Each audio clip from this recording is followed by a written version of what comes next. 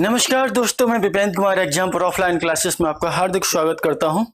तो 2 दिन क्लास नहीं हो पाई, थोड़ा टेक्निकल प्रॉब्लम हो जाने के कारण 2 दिन आपकी क्लास नहीं हुई और बीच में संडे था तो संडे को छुट्टी रहती है, इसलिए क्लास नहीं हो पाई थी। ठीक है, तो आज से हम जहाँ से चल रहा था कोर्स वहीं से स्टार्ट करेंगे। तो बात करते हैं संप्रदान कारक की। ठीक है, संप्रदान कारक का हम लोग अध्ययन कर रहे थे, जिसमें से हमने लगभग 4 सूत्र पढ़ लिए थे। तो उसके बाद का जो सूत्र है उसको पढ़ते हैं। ठीक है, तो संप्रदान कारक चल रहा है आपका, तो अगला जो सूत्र होगा संप्रदान कारक का वो क्या है? नमः स्वस्ति स्वाहा, नमः स्वस्ति स्वाहा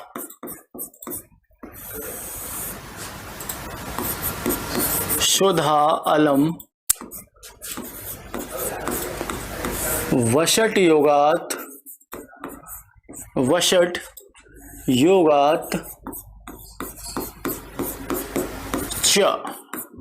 ये आपका सूत्र है।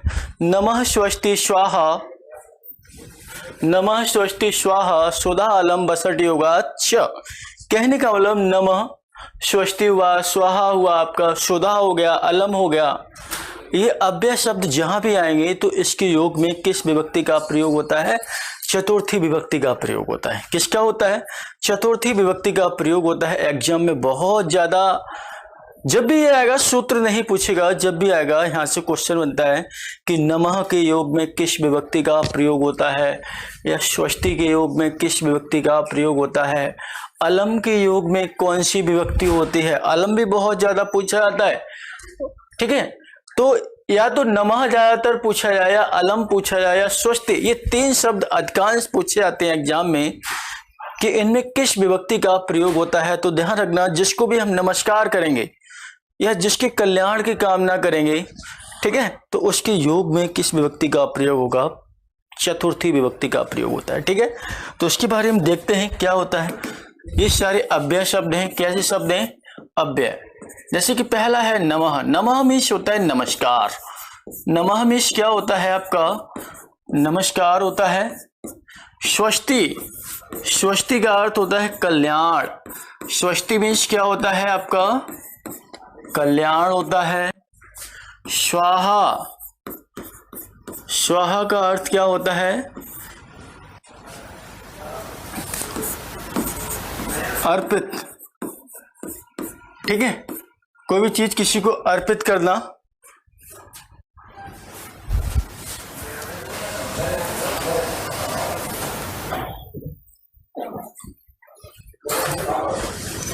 और सुधा हो जाएगा। सुधा का अर्थ होता है पितरों के दान के विषय में, पितरों के दान के विषय में।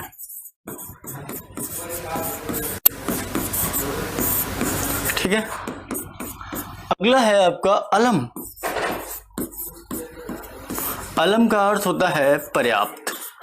अलम मीन्स क्या होता है आपका? पर्याप्त होता है। वषट, वषट का अर्थ होता है मेघवाची शब्द। क्या होता है? मेघवाची शब्द। के योग में चतुर्थी विभक्ति होती है। के योग में चतुर्थी विभक्ति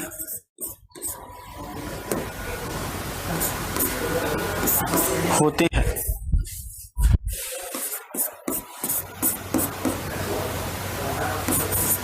ठीक है, ये सारे क्या हैं? अव्यय शब्द। ध्यान रखना, लिख लेना। अव्यय शब्दों के योग में चतुर्थी विभक्ति होती है। जहां भी नमस्कार होगा, जहां भी जिसके कल्याण की कामना की जाए, जहां जिसको कोई वस्तु अर्पित की जाए, या पितरों की दान के विषय में हो, पर्याप्त के विषय में हो, तो यहाँ पर किस विभक्ति का प्रयोग होता है? चतुर्थी विभक्ति का प्रयोग होता है। ठीक है, 1-2 मंत्र वगैरह होते हैं, जैसे कि आप लोगों ने देखा होगा। उदाहरण के तौर पे हमने लिखा गणेशाय नमः। क्या लिखा? गणेशाय नमः। अब देखो, नमः किसके योग में आ रहा है? नमः जो अव्यय शब्द है ये किसके योग में आ रहा है? ये गणेश जी के योग में आ रहा है, इसलिए गणेश में किस विभक्ति का प्रयोग हो गया? चतुर्थी विभक्ति का प्रयोग हो गया। ठीक है, तो देखो गणेश को नमस्कार, क्या हो जाएगा? गणेश को नमस्कार। ठीक है, अगला क्या है और उदाहरण देख लो इसके। हमने लिखा गुरुवे नमः, क्या लिखा? गुरुवे नमः। अब देखो नमन किसके योग में आया? नमस्कार किसको किया जा रहा है? गुरु जी को किया जा रहा है, इसलिए गुरु जी में किस विभक्ति का प्रयोग हो गया? चतुर्थी का, अर्थात गुरु जी को नमस्कार। ठीक है, किसको नमन किया गया? गुरु जी को नमन किया गया, तो गुरुवे नमः, गुरु जी को नमस्कार। अगला हमने लिखा हरिये नमः, हरिये नमः। अब देखो यहां पर नमन किसे किया गया? हरि को, तो हरि में किस विभक्ति का प्रयोग हो गया? चतुर्थी में, यहां पे गुरु में था, तो हरि को नमस्कार।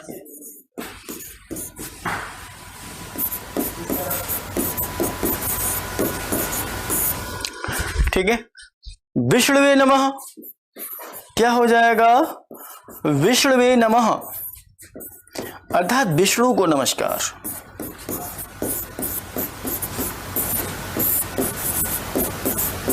किसको नमन करने की बात हो रही है? विष्णु जी को नमन यहाँ पे हो रहा है, तो जिसको भी हम नमस्कार करेंगे उसके योग में सदैव किस विभक्ति का प्रयोग होगा? चतुर्थी विभक्ति का प्रयोग होता है। तो देखो यहाँ पे विष्णु जी हो गया, यहाँ हरि हो गया, यहाँ गुरु जी हो गया, यहाँ पे क्या हो गया आपका? गणेश जी हो गया। ठीक है, तो देखो जिसको भी हम नमन करेंगे तो उसके योग में सदैव किस विभक्ति का प्रयोग होता है? चतुर्थी विभक्ति का प्रयोग होता है। तो आपको क्वेश्चन किस प्रकार से पूछेगा कि ये लिख देगा गणेशाय नमः, क्या लिख देगा? गणेशाय नमः में किस विभक्ति का प्रयोग हुआ है? किसका हुआ है? चतुर्थी। या शुद्ध अशुद्ध भी दे सकता है। शुद्ध अशुद्ध में आपको इस प्रकार से होगा, गणेशाय एक में लिखा होगा, एक में गणेशम लिखा होगा, एक में गणेशस्य लिखा होगा, एक में गणेश लिखा होगा, और पूछ लेगा कि शुद्ध वाक्य का चयन करो। ठीक है, तो हमें पता है जिसमें भी नमन आता है, जिसको भी हम नमस्कार करते हैं, तो उसके योग में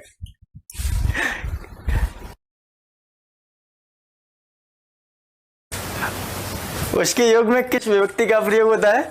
चतुर्थी विभक्ति का प्रयोग होता है। इतना तो बताइए है ना। तो ये क्वेश्चन बहुत ज्यादा पूछा जाता है कि नमन के योग में किस विभक्ति का प्रयोग होता है। तो नमन के योग में या नमः के योग में, नमस् के योग में किस विभक्ति का प्रयोग होगा?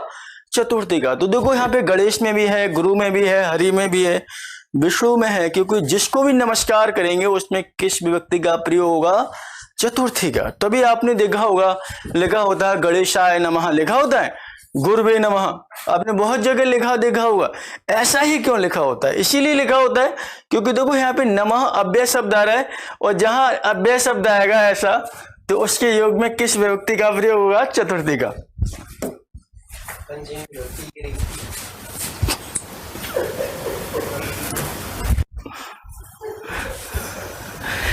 तो अगले उदाहरण देखते हैं। हमने लिखा बालकाय स्वस्ति, क्या लिखा? बालकाय स्वस्ति। अब देखो यहां पर कौन सा शब्द आ गया? स्वस्ति, स्वस्ति आ गया। तो देखो स्वस्ति किसके योग में? बालक के, इसलिए बालक में किस विभक्ति का प्रयोग हो गया? चतुर्थी का, अर्थात बालक का कल्याण हो, बालक का कल्याण हो। किसके कल्याण की कामना की गई? बालक के। ठीक है, क्या लिखा है? बालक का कल्याण हो।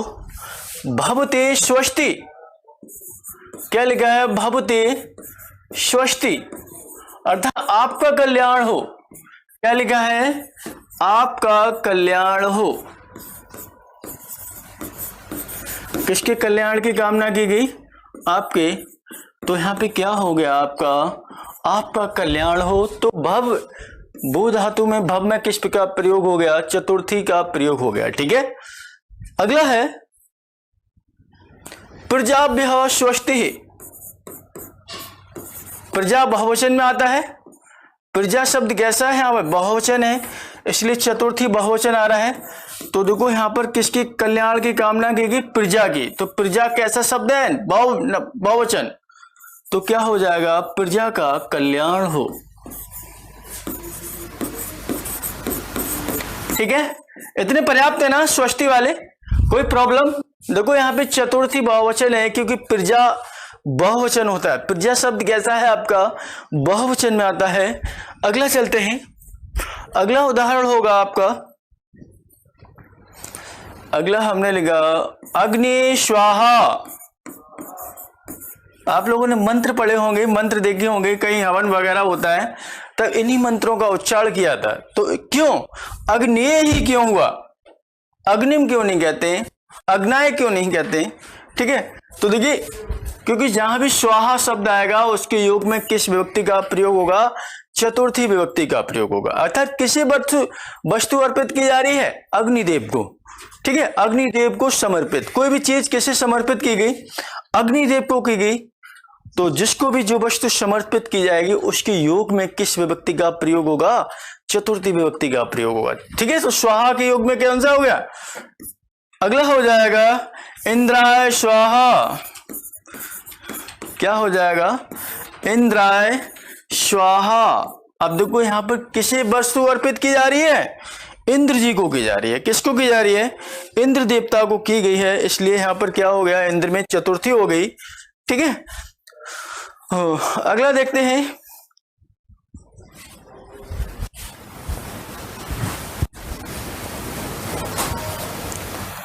अगला लिखा हमने दैत्यभ्यो, दैत्यभ्य हरि अलम। क्या हो गया, दैत्योभ्यो हरि अलम। अर्थात राक्षसों के लिए हरि पर्याप्त हैं। राक्षसों के लिए कौन पर्याप्त है, हरि। तो यहां पे क्या इसका अर्थ हो जाए, दैत्यों, हरि ऐसे करो, हरि दैत्यों के लिए पर्याप्त है। ठीक है, क्या होगा, हरि दैत्यों के लिए पर्याप्त, ऐसे सही रहेगा, हरि दैत्यों के लिए पर्याप्त हैं।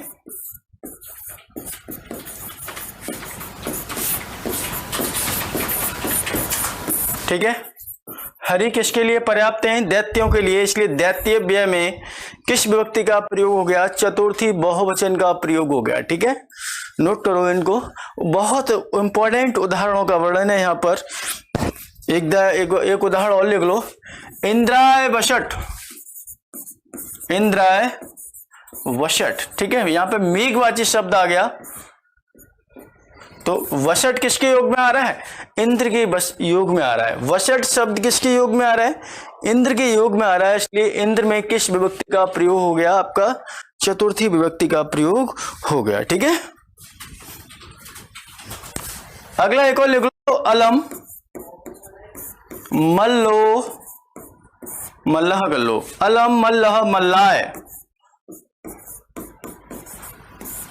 ठीक है, मल्ल मीन्स होता है पहलवान, मल्ल का अर्थ क्या होता है आपका, पहलवान होता है, अर्थात पहलवान के लिए पहलवान पर्याप्त है। तो देखो अलम शब्द किसके योग में आ रहा है, इसके योग में आ रहा है। अलम शब्द है किसके योग में आया, मल्ल के योग में आया।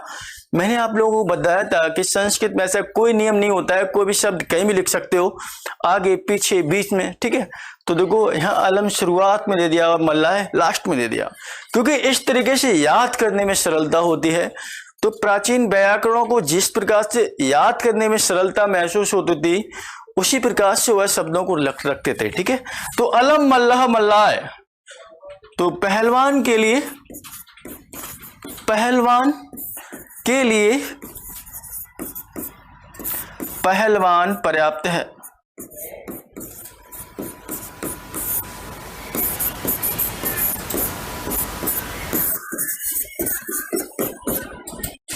नोट कर लो।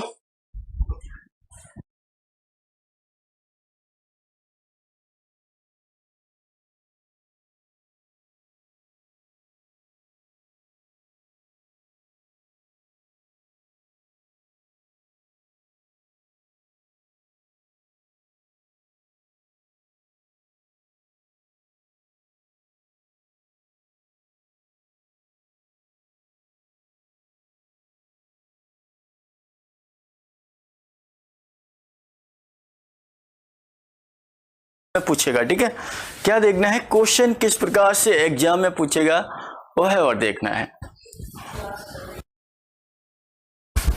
चलिए आगे बढ़ते हैं, देखना आवाज आ रही है। तो देखिए क्वेश्चन किस प्रकार से पूछेगा, ज्यादातर शुद्ध या अशुद्ध में पूछेगा। ठीक है, किस में पूछेगा, शुद्ध या अशुद्ध में। देखते हैं, आपको शुद्ध वाक्य का चयन करना है। किसका करना है, शुद्ध वाक्य का करना है। लिखा है गुरो नमः, क्या लिखा है, गुरोह, गुरोह नमः। अगला लिखा है गुरुवे नमः,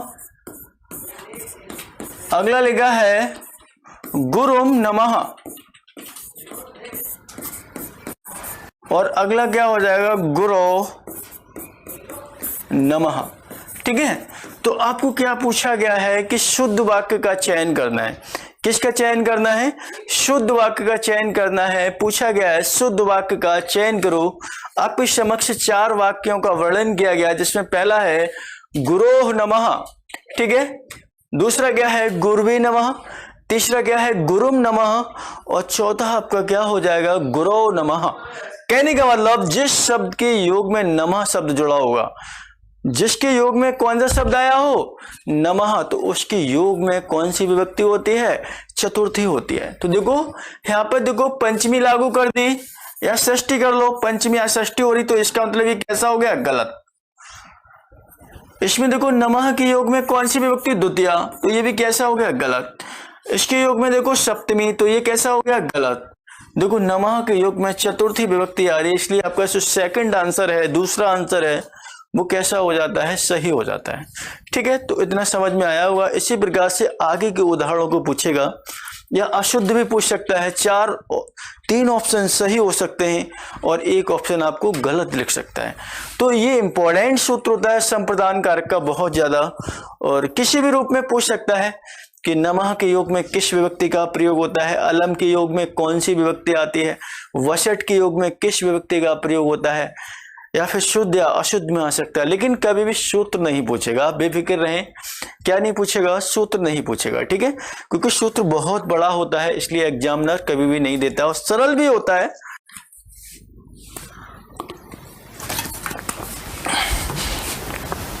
तो चलिए आगे बढ़ते हैं।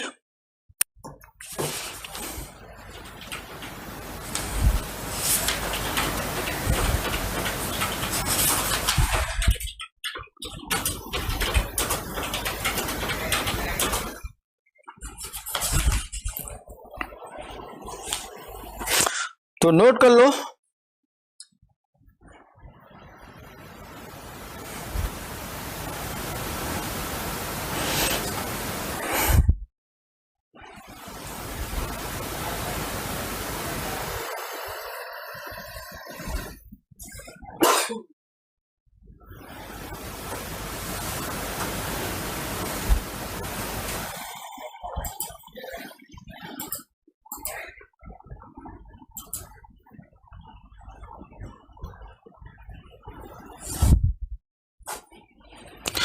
नोट हो गया। चलते हैं अपादान कारक की तरफ। जो भी इंपॉर्टेंट था आपका वो हमने इससे करा दिया, इससे बाहर नहीं जाना चाहिए मेरे ख्याल से।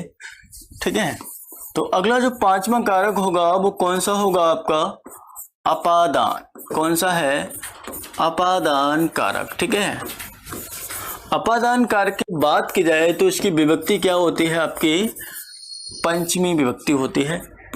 कौन सी विभक्ति होती है, पंचमी। अपादान कारक की कौन सी विभक्ति होती है, पंचमी विभक्ति में चलता है। अगर इसके सूत्र की बात की जाए तो इसका पहला जो सूत्र होता है वो क्या होता है, ध्रुवम ध्रुवम पाये अपादानम।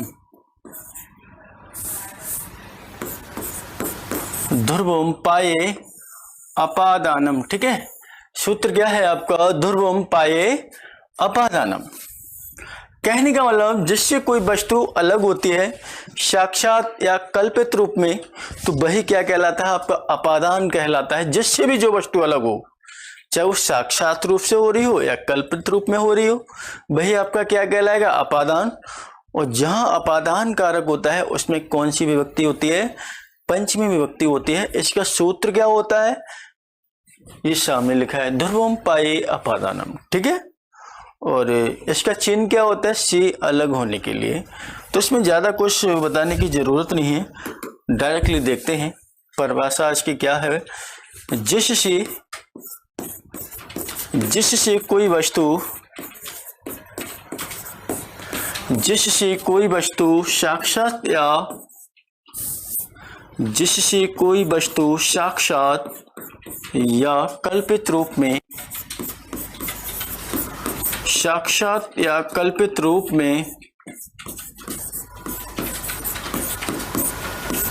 अलग होती है, साक्षात या कल्पित रूप में अलग होती है, उसे अपादान कहते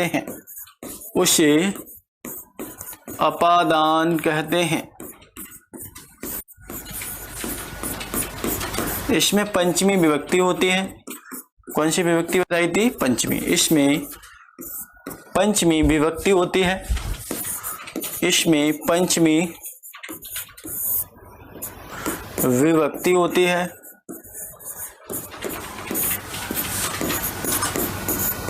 इसमें किस विभक्ति का प्रयोग होता है? पंचमी विभक्ति का प्रयोग होता है। इसका चिन्ह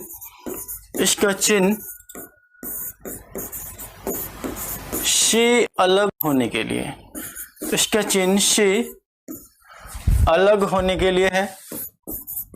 इसका चिन्ह क्या है?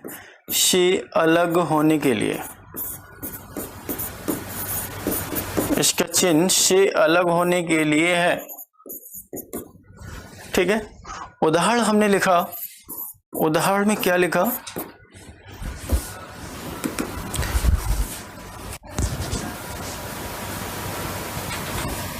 वृक्षात्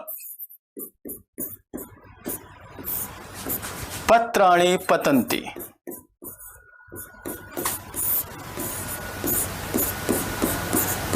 अतः वृक्ष से क्या अलग हो रहे हैं? फल अलग हो रहे हैं। तो वो पत्ते अलग हो रहे हैं। पत्ते किससे अलग हो रहे हैं? वृक्ष से। तो वृक्ष क्या हो गया आपका? अपादान। और जहां अपादान होता है उसमें कौन सी विभक्ति होती है? पंचमी होती है। तो वृक्ष से पत्ते गिरते हैं। तो यहां पर किस में विभक्ति हो गई? पंचमी। वृक्ष में हो गई। ठीक है, किस में हो गई? वृक्ष में। अगला दूसरा उदाहरण है हमारा। दूसरा उदाहरण क्या कह रहा है? सह अश्वात् पतति। क्या लिखा है? सह अश्वात् पतति, अर्थात वह घोड़े से गिरता है। वह किससे अलग हो रहा है? घोड़े से अलग हो रहा है। इसलिए घोड़े में किस विभक्ति का प्रयोग हो गया? पंचमी विभक्ति का प्रयोग हो गया। वह घोड़े से गिरता है। वह घोड़े से गिरता है। ठीक है, अगला तीसरा उदाहरण लिखा। वृक्षात् फलानि पतन्ति। अब देखो यहाँ पे फल हो गए, बात एक ही है। यहाँ पे क्या हो गए? फल, अर्थात वृक्ष से फल गिरते हैं। क्या हो जाएगा? वृक्ष से फल गिरते हैं। नोट कर लो।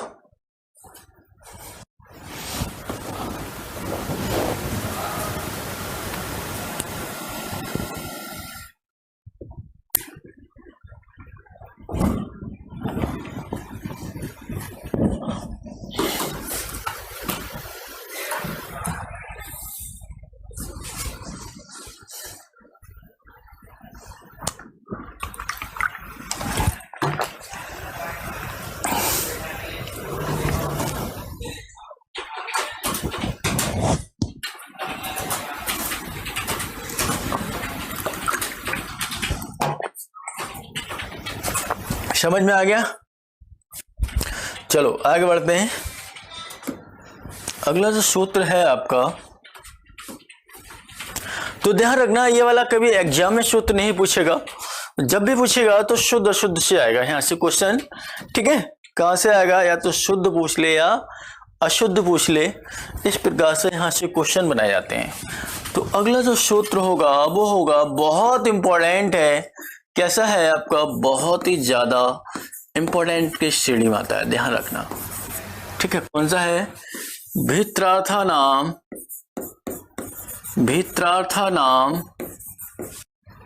भय हेतु। क्या हो जाएगा? भित्रार्थानाम भय हेतु। क्या होगा? भित्रार्थानाम भय हेतु। ठीक है, कहने का मतलब जिससे डरा जाता है या रक्षा की जाती है उसके योग में किस विभक्ति का प्रयोग होता है? पंचमी का प्रयोग होता है। क्योंकि जिससे भी हम डरेंगे या अपने को रक्षित महसूस करेंगे तो उसमें किस विभक्ति का प्रयोग हो जाएगा? पंचमी। क्योंकि वहां पे भी अलगाव होता है, वहां पे भी क्या होता है? अलग होने की प्रक्रिया होती है।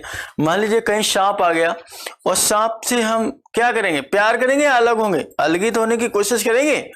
तो वही है जिससे भी हम डरेंगे। मान लीजिए कुत्ता आ गया, भौंक रहा है, तो हम कुत्ते से दूर होने की कोशिश करेंगे। चूहा आ जाए तो चूहा से दूर होने की कोशिश करेंगे।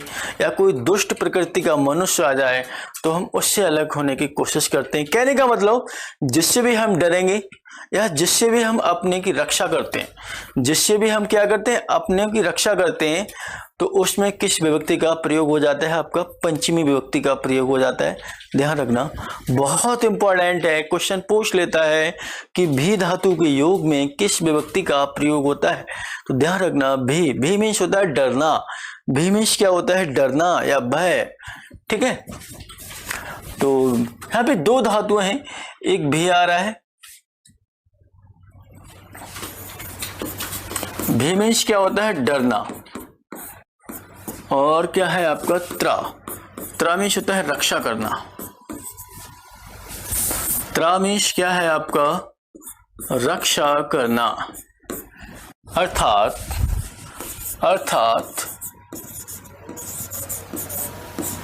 अर्थात जिससे डरा जाता है, अर्थात जिससे डरा जाता है, जिससे डरा जाता है या रक्षा की जाती है, या रक्षा की जाती है, जिससे डरा जाता है या रक्षा की जाती है, उसके योग में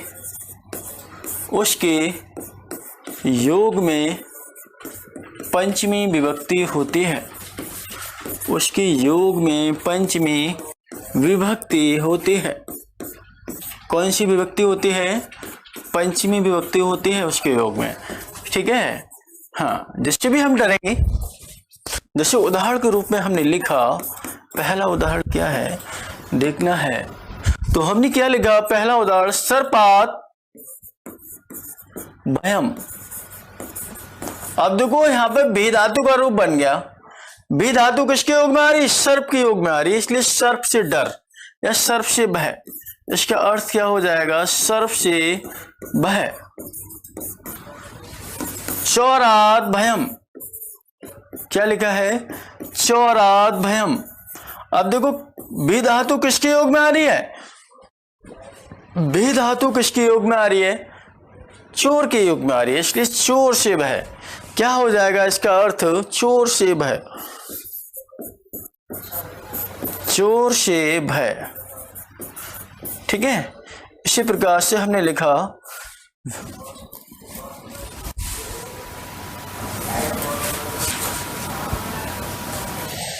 हमने क्या लिखा?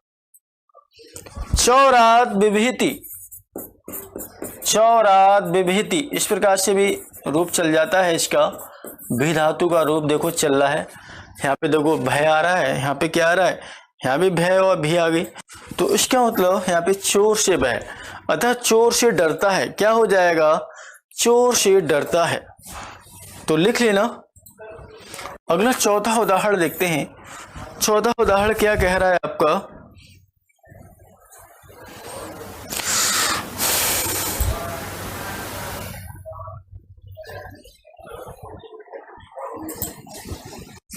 अगला लिखा है भीमात दुशासनम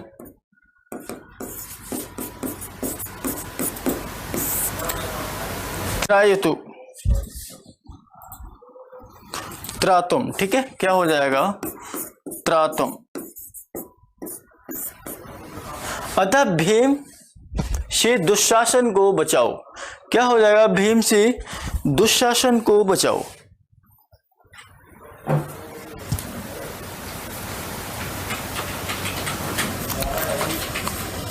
रक्षमा, अगला क्या हो जाएगा, रक्षमा, रक्षमा नरक पातात, नरक पातात। अब देखो किससे रक्षा करने की बात की जा रही है, नरक से बात करी जा रही है कि मुझे नरक में गिरने से बचाओ। किससे बात हो रही है, नरक में गिरने से बचाने की बात हो रही है यहाँ पर, ठीक है। तो यहाँ पे देखो, यहाँ पे रक्ष आ गई, क्या आ गई, रक्ष। तो वही बताया था, जिससे भी रक्षा करने की बात होगी या जिससे भी हम डरेंगे उसके योग में कौन सी विभक्ति का प्रयोग होगा, पंचमी का प्रयोग हो जाता है। एक और देखते हैं, सह, ऐसे करो, मम दुष्टात् त्रायते, क्या लिखा है, मम दुष्टात् त्रायते। अब देखो त्रा धातु किसके योग में आ रही है, दुष्ट के योग में आ रही है, अर्थात मेरी दुष्ट से रक्षा करो। मेरी किससे रक्षा करने की बात हो रही है, दुष्ट से हो रही है, इसलिए देखो दुष्ट में किस विभक्ति का प्रयोग हो गया, पंचमी विभक्ति का प्रयोग हो गया, ठीक है। मेरी दुष्ट से रक्षा करो, मेरी दुष्ट से रक्षा करो। किससे रक्षा करने की बात हुई, मेरी, इसलिए दुष्ट में किस विभक्ति का प्रयोग हो गया, पंचमी विभक्ति का प्रयोग हो गया। बहुत इंपॉर्टेंट उदाहरण है यहाँ पे भीम में होगी, क्योंकि भीम से कौन रक्षित होना चाहता है, दुशासन, अर्थात भीम से दुशासन की रक्षा करो, ठीक है।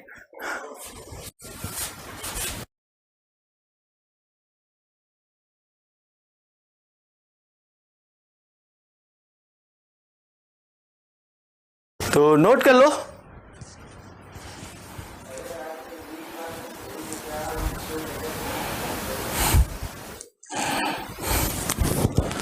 बहुत इंपॉर्टेंट उदाहरण है ये सूत्र इंपॉर्टेंट होता है देखा जाए तो।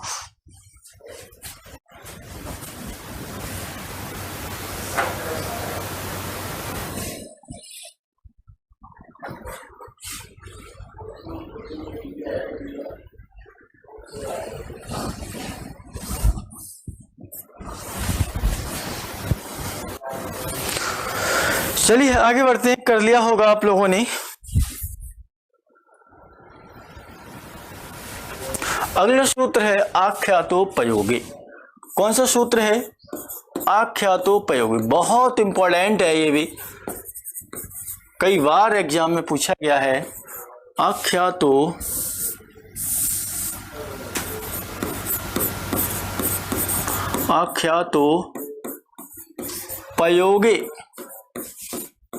कौन सा सूत्र है आपका, आख्यातोपयोगी, ठीक है। ये भी काफी इंपॉर्टेंट है, छोटा सा सूत्र होता है, इसलिए एग्जाम में बहुत ज्यादा पूछ लेता है। ज्यादातर ये सूत्र ही आता है एग्जाम में पूछने के लिए, फिर शुद्ध अशुद्ध में भी पूछा जा सकता है, सूत्र भी पूछा जा सकता है, किसी भी रूप में आ सकता है ये, तो ध्यान रखना। आख्यातोपयोगी किस कारक का सूत्र होता है, किसका होता है, अपादान कारक का सूत्र होता है। बहुत इंपॉर्टेंट सूत्र है। अगर सूत्र की बात करें तो, क्योंकि जो भीतरार्थानाम बहेतु इस कारक का पहला नंबर था, दूसरे की बात की जाए तो दूसरा अपादान कारक का जो इंपॉर्टेंट सूत्र ये होता है, ठीक है। तो चलते हैं, तो ये क्या कह रहा है, जिससे नियम पूर्वक पढ़ा जाता है, जिससे नियम पूर्वक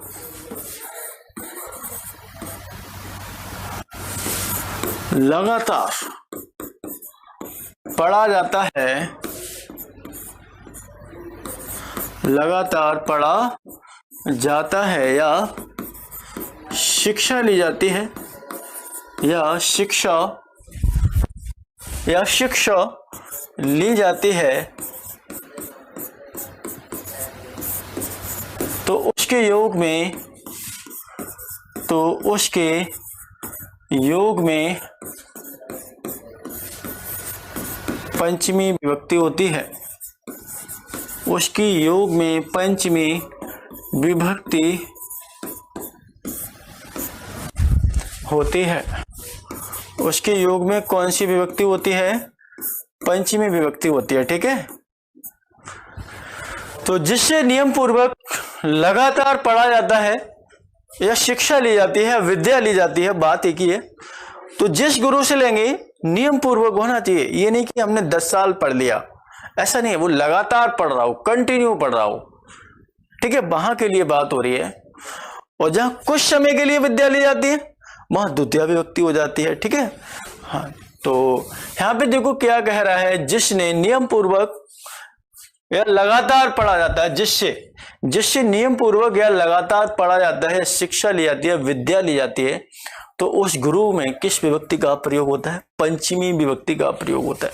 गैप नहीं होना चाहिए, लगातार होना चाहिए। जैसे कि उदाहरण के रूप में हमने पहला उदाहरण क्या लिखा? पहला उदाहरण हमने लिखा उपाध्यायात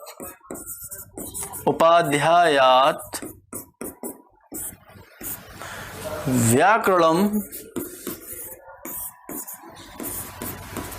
अधीते। क्या लिखा है? उपाध्यायात व्याकरणम अधीते, अर्थात उपाध्याय से व्याकरण पढ़ता है। उपाध्याय से व्याकरण पढ़ता है।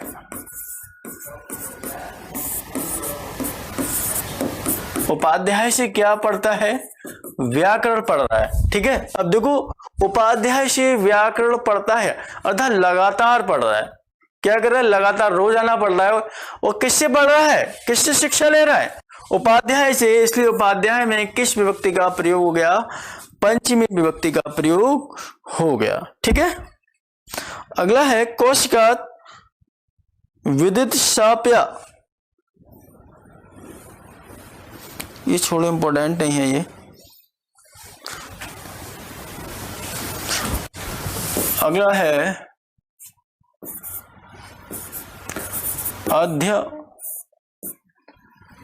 अध्यपाक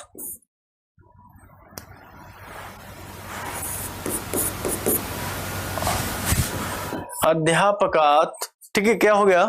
अध्यापकात गणितम पठते, अर्थात अध्यापक से गणित पढ़ता है।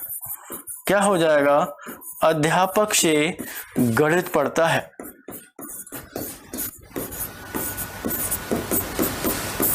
ठीक है, अब देखो नियम पूर्वक गणित किससे पढ़ रहा है? अध्यापक से पढ़ रहा है। इसलिए अध्यापक में किस विभक्ति का प्रयोग हो गया? पंचमी विभक्ति का प्रयोग हो गया। ठीक है, अगला है आपका अहम गुरो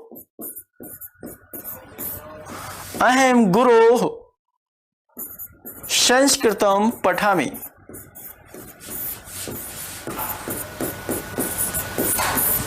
अर्थात मैं गुरु से संस्कृत पढ़ता हूं। क्या हो जाएगा? मैं गुरु से संस्कृत पढ़ता हूं। तो यहां पे क्या हो गया? मैं गुरु से संस्कृत पढ़ता हूं। क्या हो गया? मैं गुरु से संस्कृत पढ़ता हूं। अब देखो यहां पर किसके पढ़ने की बात हो रही है? लगातार किससे संस्कृत पढ़ी जा रही है? गुरु से।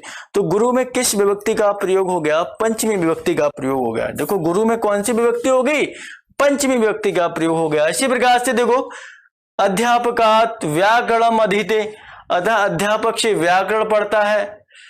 सॉरी, उपाध्यायात व्याकरणम अधीते, किससे व्याकरण पढ़ रहा है? अध्यापक से। गणित किससे पढ़ रहा है? अध्यापक से। और संस्कृत किससे पढ़ रहा है? गुरु से। और तीनों में ही क्या? नियम पूर्वक शिक्षा ली जा रही है, नियम पूर्वक विद्या ली जा रही है। इसलिए इन गुरु में किस विभक्ति का प्रयोग हो गया? चाहे वो अध्यापक हो, उपाध्याय हो या गुरु हो, सभी में पंचमी विभक्ति का प्रयोग हुआ। इसको नोट करिए जल्दी से, उसके बाद एक दो सूत्र और कर लो।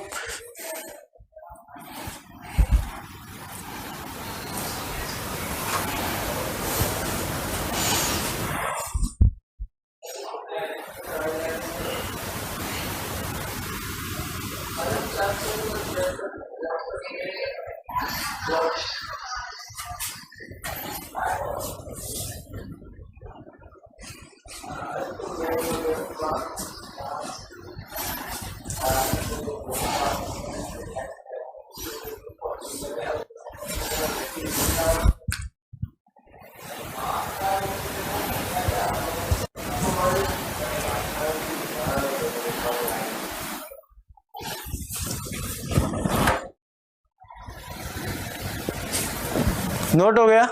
चलिए आगे बढ़ते हैं। अगला सूत्र है पराजी रसोड़ह। क्या होगा? पराजे रसोड़ह। सूत्र क्या है? पराजे रसोड़ह। ढा ये ड़ा नहीं है, ठीक है। क्या हो जाएगा? पराजे रसोड़ह। तो यहां पर देखो एक परा धातु आ रही है और एक जी धातु आ रही है, ठीक है। ये जे का मतलब जी हो जाता है और परा दोनों ही क्या है? परा उपसर्ग है और जी क्या है? एक धातु। कहने का मतलब अगर जी धातु के पूर्व क्या लग जाए? परा उपसर्ग लग जाए और वो असोड़ हो। क्या हो? असोड़। असोड़ मीन्स होता है असह, अर्थात जो चीज हमें असहनीय हो, ठीक है। असोड़ मीन्स क्या होता है? असह। तो देखते हैं, यदि जी धातु के पूर्व, यदि जी धातु, जी मीन्स होता है जीतना, जी मीन्स क्या होता है? जीतना। यदि जी धातु के पूर्व, जी धातु के पूर्व परा उपसर्ग लगे, परा उपसर्ग लगे तो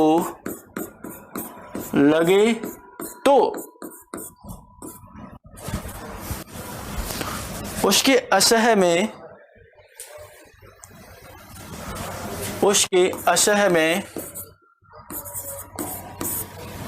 उसके असोड़ह। असोड़ह का मतलब क्या होता है? असह। उसके असह में पंचमी विभक्ति होती है। उसके असह में पंचमी विभक्ति होती है। कौन सी विभक्ति होगी? पंचमी विभक्ति होगी। कब होगी? जब जी धातु के पूर्व क्या लगेगा? परा उपसर्ग। और क्या होगा वहां पे? वो चीज हमें असहनीय होगी, वो हमारे लिए कष्टप्रद होगी, असह होगी। तब जैसे लिखा है सह अध्ययनात्, सह अध्ययनात् पराजयते। अब देखो पराजय को जी धातु के पूर्व क्या लगा है? परा उपसर्ग लगा है। तो इसके असह में, असह कौन सा हो गया? अध्ययन हो गया। असह क्या हो गया यहाँ पर? अध्ययन हो गया। तो अध्ययन में किस विभक्ति का प्रयोग हो गया? पंचमी का। अतः वह अध्ययन से भागता है, वह अध्ययन से भागता है, ठीक है। उसके लिए अध्ययन क्या है? असहनीय है, उसे सह नहीं होता है, वह अध्ययन से भागता है। तो यहाँ पे अध्ययनात् में किस विभक्ति का प्रयोग हो गया? पंचमी विभक्ति का प्रयोग हो गया, ठीक है। नोट, हारने के अर्थ में, हारने के अर्थ में द्वितीय विभक्ति होती है। ध्यान रखना, हारने के अर्थ में कौन सी विभक्ति होगी? द्वितीय विभक्ति होती है।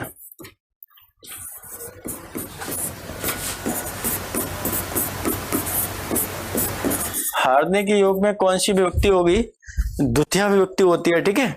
जैसे उदाहरण लिखा है शत्रुन पराजयते। क्या लिखा है? शत्रुन पराजयते।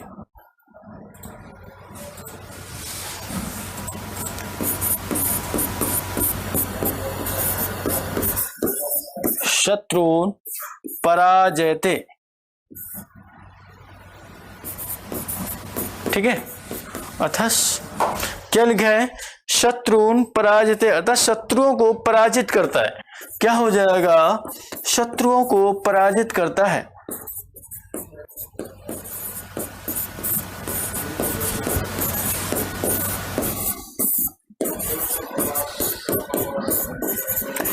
किसको पराजित करता है? शत्रुओं को। इसलिए शत्रुन में किस विभक्ति का प्रयोग हो गया? द्वितीय। ध्यान रखना, अगर जे धातु के पूर्व क्या लगा होगा? परा उपसर्ग लगा होगा तो उसके असह में पंचमी होगी, और जहां चीज हारने के अर्थ में होगी, पराजय में से क्या होता है? हारना भी होता है। पराजय में क्या होता है? एक हारना भी होता है। तो हारने के अर्थ में कौन सी हो जाती है? द्वितीय, और असह के अर्थ में कौन सा होता है? आपका पंचमी। ठीक है, तो नोट करिए इतना।